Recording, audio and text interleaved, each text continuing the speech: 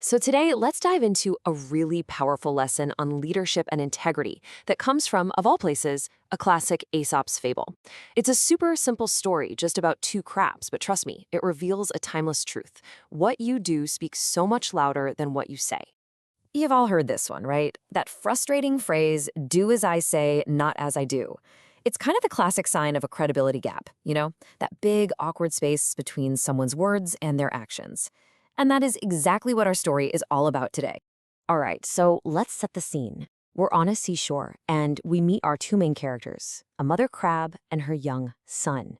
And, well, mom is about to make a classic leadership mistake. So the mother starts criticizing her son for walking sideways, which is, of course, how crabs walk. I mean, that's what they do. She's demanding he do something completely unnatural, literally impossible, and she's holding him to a standard that she herself can't even meet. But this is where it gets good. The son's response is, honestly, it's brilliant. He doesn't argue, he doesn't get defensive. Instead, he just issues this very simple, very powerful challenge that puts his mother's words to the ultimate test. You can just hear the tone, can't you? Why in the world do you walk sideways like that? On the surface, her advice to walk straight sounds reasonable, I guess, but it's completely, utterly disconnected from her own reality, from her own nature. And here it is, the son's reply. It's so respectful, mother dear, and yet it's an inescapable trap. With perfect innocence, he just says, show me how. He completely flips the script and shifts the burden of proof right back onto her. He's saying, okay, if this is the right way, then you go first, lead the way. And what happens next? Well, you can probably guess. Total epic failure. The mother crab tries her best to walk straight, but of course she can't. It's impossible. She trips, stumbles, and falls flat on her face. And that right there, that awkward little fall, perfectly illustrates the entire moral of the story. Your words mean absolutely nothing if you don't have the actions to back them up. So this embarrassing faceplant on the sand brings us to a really crucial concept, one that applies way beyond the seashore. It's what we call the credibility gap. So what is the credibility gap? It's simply that space between what you preach and what you practice.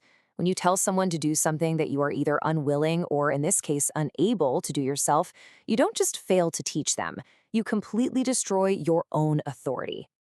Now, you might be thinking, okay, cute story, but that was a long time ago. But the thing is, this crab dynamic isn't just an old story. It is happening all around us every single day. Just think about it for a second. Have you ever seen this in your own life? What about the friend who loves to lecture you about saving money but is always broke? Or the manager who is always late but then criticizes an employee for being 5 minutes behind? Or the big one, the politician who preaches about saving the environment while flying everywhere in a private jet? In every single case, that simple question, that show me how, exposes the hypocrisy. So why do we do this? Why do we fall into this trap? Well, a lot of the time, it just comes down to a lack of self-awareness.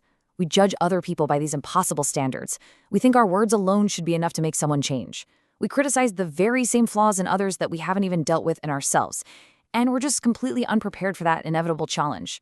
Okay, if it's so easy, you first. But here's the good news. The fable doesn't just point out the problem, it also points us toward the solution.